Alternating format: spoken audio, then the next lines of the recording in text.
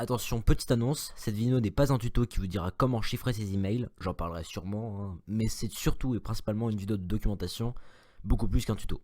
Voilà, bon visionnage. Eh Billy, Oui?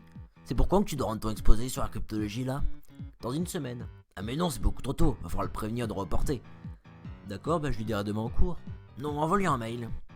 Pourquoi ça, je le vois demain? Oui mais au moins il le saura aujourd'hui. Je ne pense pas qu'il regarde ses mails un dimanche à 17h. Tu vas lui envoyer un mail, je te dis, c'est pour l'intro de les vidéos. Ah bah oui, bien sûr, je vais lui envoyer un. Mais est-ce que tu vas le crypter? Mais non, je connais pas. Eh bien je vais tout expliquer.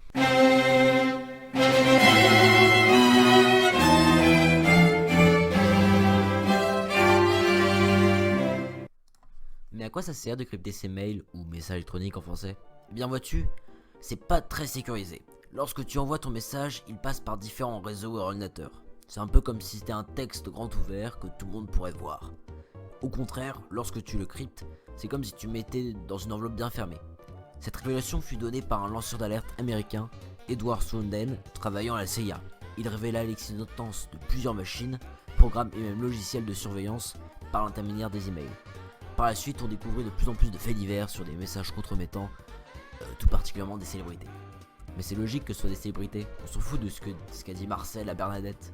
Eh bien non, vois-tu, sur internet il existe un marché d'adresses mail que les gens vendent à des publicitaires.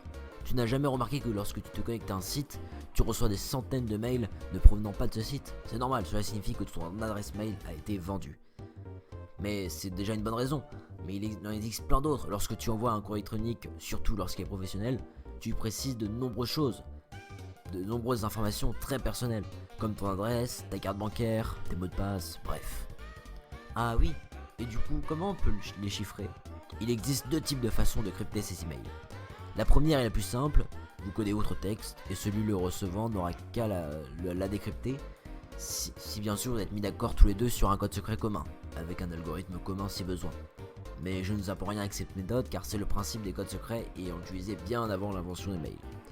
La deuxième façon se nomme le chiffrement asymétrique, et ça va être la plus grosse partie de cette vidéo je pense. En 1976, deux cryptologues, Diffie et Hellman, ont proposé une solution pour protéger ces données lorsque l'on communique par internet. Cela s'appelle le protocole d'échange de clés Diffie-Hellman.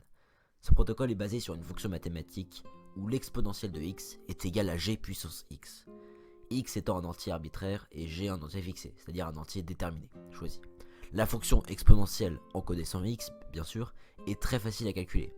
Or, le logarithme, qui signifie l'inverse d'une fonction, par exemple le logarithme du carré, c'est la racine carrée, ou inversement, ou alors, pour notre exemple, le logarithme de l'exponentielle x, c'est x. Mais essayer de le calculer est beaucoup plus, voire impossible, donc cela rend encore plus ardue la tâche du hacker. Oula, tu ne veux pas faire un exemple plus concret? Bien sûr, tu es Billy et tu dois envoyer un message à ton professeur. Avant, tu dois décider la clé privée et la clé publique, lui aussi, je t'expliquerai juste après, pour réussir à calculer la clé secrète que vous allez vous partager tous les deux. Tu choisis un entier aléatoire qui sera représenté par G. Nous allons choisir 5. Et un entier aléatoire, c'est préférable de grande taille, j'ai déjà dit, mais ici nous allons choisir 3. Ce sera ta clé privée. Faut surtout pas que tu la communiques. Tu calcules ensuite ta clé publique, donc on va dire Z. Donc l'exponentielle de 3 de ta clé privée est égale à G, 5, puissance 3, puissance ta clé publique. Donc cela est égal à 125. 125 est donc ta clé publique, d'accord?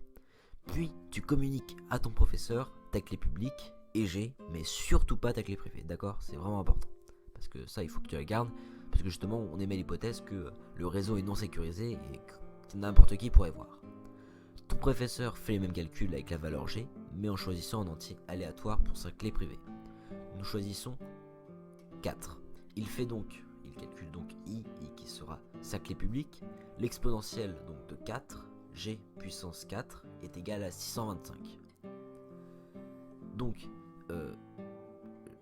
4 est la clé privée de ton professeur, et I, 625, est la clé publique de ton professeur. Ton professeur, du coup, t'as pas besoin de te transmettre G, tu le connais déjà, tu transmets sa clé publique, 625. Et enfin, pour terminer, vous devez calculer de votre côté la clé secrète que vous allez vous partager.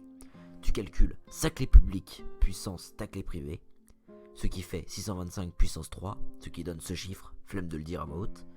Et lui il fait ta clé publique, puissance sa clé privée, ce qui fait 125 puissance 4, et ce qui donne exactement le même chiffre. C'est bon, vous avez trouvé votre clé secrète, chacun de votre côté.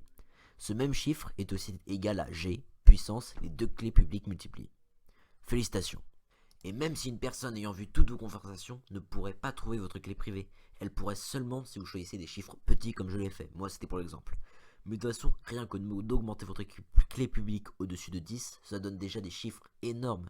Et calculer le logarithme de ces chiffres, de la fois exponentielle du coup, reviendrait à tester énormément de possibilités et faire de nombreux calculs. C'est pour ça qu'on dit presque impossible. Bien sûr, il existe des logiciels, sites et même adresses mail faisant cela automatiquement, mais il est préférable de comprendre mieux le système.